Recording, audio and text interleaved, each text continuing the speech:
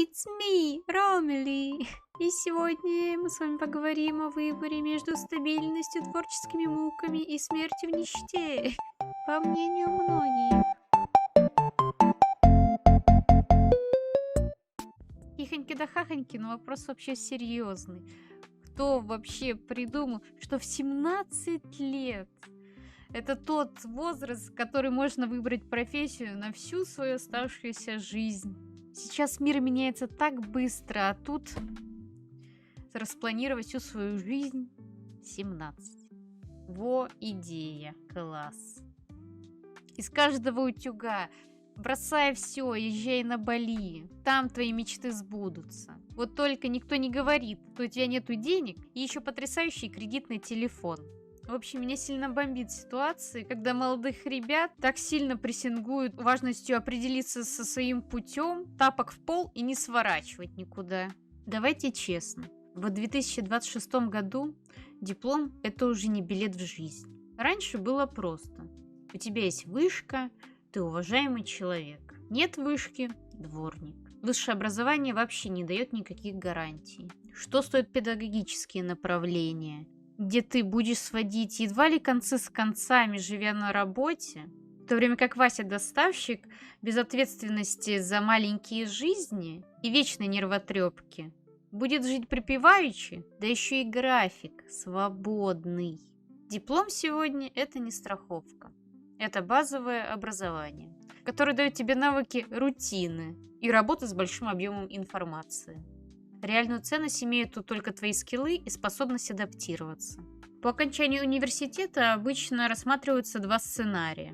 Надежный, как швейцарские часы, и свободный творец. В надежном сценарии ты обычно идешь туда, где есть стабильная зарплата каждый месяц и соцпакет, если повезет. В случае долгой работы на одном месте ты можешь начинать потихоньку сходить с ума от однообразия.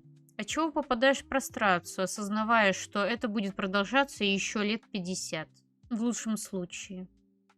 Свободная же ветка развития рисуется как сказка, где ты творишь, рисуешь, пишешь музыку, становишься знаменитым и успешным. Минусами же является нестабильный доход с сезонными просадками. И вот вопрос, обязательно ли выбирать что-то одно? В СНГ почему-то принято считать, что творчество и стабильная работа – это антагонисты. Но это не так.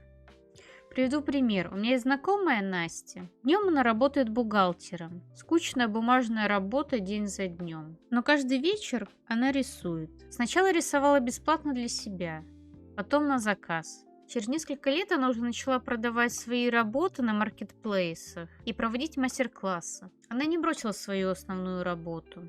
Она просто перестала отдавать ей всю свою жизнь. Я хочу сказать, что суть не в том, чтобы сделать радикальный выбор. Суть в том, чтобы построить мост между деньгами и душой. Диплом сегодня – это не страховка. Это базовое образование, которое дает тебе навыки рутины и работы с большим объемом информации. Реальную ценность имеют тут только твои скиллы и способность адаптироваться. В начале пути очень важно разложить яйца по разным корзинкам, одновременно работая на работе, развиваясь в ней, и продвигая свое хобби, развивая скиллы. Поэтому на первое время стоит найти работу, которая будет отвечать следующим требованиям. Покрывать базовые потребности, отсутствие переработок, без сильных стрессовых факторов. По факту работа может быть любой. Главное, чтобы она была твоим фундаментом и сильно не душнила. Параллельно основной работе, как раз свободное время по вечерам, уделять время хобби. 1 час в день – это 365 часов в году. Я не призываю каждый день при любой погоде, во что бы то ни стало, рисовать и творить. В жизни очень много факторов, которые от нас не зависят. И иногда для душевного спокойствия лучше посмотреть сериальчик, чем выполнять вот этот вот план. Тем не менее, моя мысль сводится к тому, каждая капля труда приведет к большому результату. Итак, по мере развития вас профессии на работе, если это возможно, и в хобби, у вас будет все больше вырисовываться картина вашего будущего. В какой-то момент можно начать брать заказы на свое творчество. Или же начать развивать свой собственный бренд, который будет приносить дополнительный доход. Когда доход с творчества будет равняться 1/3 от всего заработка, можно задуматься о переходе. Не стоит бросать основную работу резко. Стоит отложить сперва подушку безопасности на несколько месяцев. Я понимаю, что на сегодняшний день это тяжело. Зато после таких страданий как же будет кайфово заниматься тем, что тебе действительно нравится. Вся эта моя речь не про бросай все, а про продумывание основного и запасного плана. Нельзя исключать ситуацию, что основная работа с совмещением хобби вам понравится, и вы решите оставить все как есть. Что имеет место быть?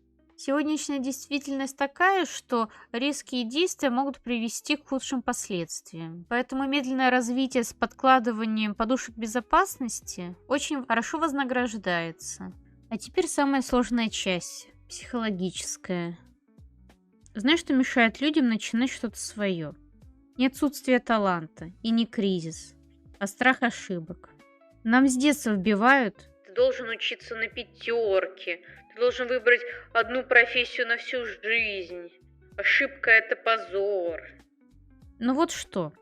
Все художники начинали с закорючек, а музыканты начинали играть наобум, мелодии у которых едва ли был ритм. Первая сотня, а то и 1000 работ, скорее всего, будет слабой. И это нормально. Ничего не делая, ничего и не получится. Нужно начать прямо сейчас, даже если ты не уверен. Всегда важно давать тестовый период, в районе пару месяцев, а то и полгода, на то, чтобы понять, подходит ли тебе направление хобби. Во взрослой жизни очень сложно искать что-то новое, потому что это связано с обучением. Детский мозг всегда заточен на то, чтобы быстро поглощать и усваивать информацию. Поэтому в детстве всегда проще найти свою искру. Во взрослой же жизни смена хобби непрерывно связана с обучением. Вот как раз обучение обычно происходит через страдания. На это нам и нужен тестовый период. Когда вы пройдете основные этапы непонимания, что здесь происходит, и уже сможете что-то делать для себя, придете к этапу первых проб и ошибок, вы сможете уже лучше понять, то ли это. Если после тестового периода ты все так же чувствуешь, что что-то не то, можно искать следующее хобби, проанализировав то, что тебе нравится и не нравится в текущем. То, насколько кропотливо, может, хочется что-то руками делать. Более активное хобби или медитативное. Хобби может быть все, что вам нравится. От вязания свитеров до ковки оружия. Несмотря на то, что некоторые экзотические хобби, как ковка оружия, уже менее распространены, при особом желании это хобби также может быть очень востребовано. Как реконструкторы, так и создатели фильмов, в которых нужна экипировка. Также можно попробовать прервать хобби на месяц, чтобы понять, влечет ли вас назад. Не стоит ждать идеального момента, а нужно проверять гипотезы маленькими шажками. В том же рисовании очень много направлений. Вы можете быть как традиционным, так и диджитал-художником. Вы можете специализироваться на портретах или пейзажах, или на всем сразу при желании. Также с музыкой, которая может быть живой, а может электронной. Никогда не бойтесь что-то пробовать. И вот знаешь, в чем главный секрет? Нет никаких правил выбора. И ты можешь менять его хоть каждый год. Ты не обязан оправдывать ожидания родственников. Единственный человек, перед которым ты отвечаешь, это ты сам. Поэтому план действия такой. Напиши на бумаге: хочу попробовать хобби в течение 6 месяцев. Прикрепи этот листок к холодильнику. Каждый день по возможности выделяй время. Через полгода оцени результат. Если взлетит – отлично. Если нет – попробуй другое. Главное, не стой на месте. В 21 веке, в эпоху интернета, у нас есть все возможности, чтобы найти нужную нам информацию. Очень много уроков в свободном доступе. Вопрос только в том, начнешь ли ты сегодня или отложишь до понедельника, который будет всегда завтра. Ты стоишь в начале пути, и никто за тебя не достигнет твою цель.